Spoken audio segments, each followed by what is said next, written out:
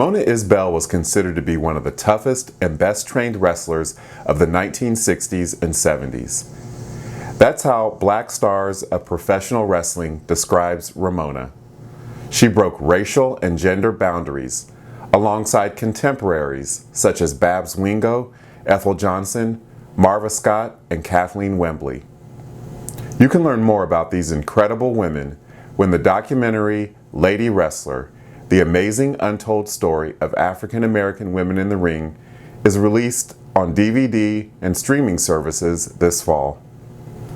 When I met Miss Ramona, as I call her, and interviewed her for the documentary which I directed, I found her to be very soft-spoken and ladylike, in contrast to her tough image in the ring.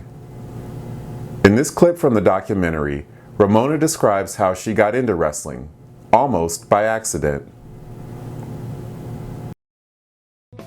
I grew up watching wrestling. I think it was on Channel 4, the Lex Mayer show.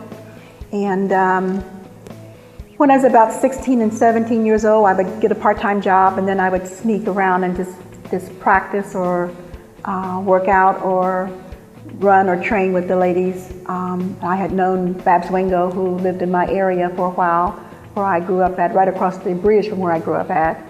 And I would walk over and always stop and see them, and then they would kind of take me out to Al Half's place out in Reynoldsburg.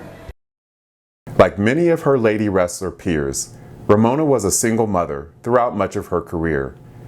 The divorced mother of Terry Lynn, Joan, Crystal, and Joe traveled the world, competing in matches in places as far away from her hometown of Columbus, Ohio, as Sydney, Australia, Tokyo, Japan, Montreal, Canada, and all throughout the United States. In the Lady Wrestler documentary, Ramona's daughter, Terry Lynn, recalls that her mother went out of her way to make her children feel included in her non-traditional career. To raise 4 children and to put children to parochial school, she was giving us the best of the best. So that's the inspiration, that's the gift, that's the results of all the hard work that she was doing, whether she was in Ohio or she was abroad. The lady wrestlers often brought back souvenirs for their children from trips abroad. These huge suckers the size of your head, she would always bring them back from the airports, and all these suckers that were all the different colors and like a little coil. It was called an all-day sucker, and we called it all-day airport suckers or whatever.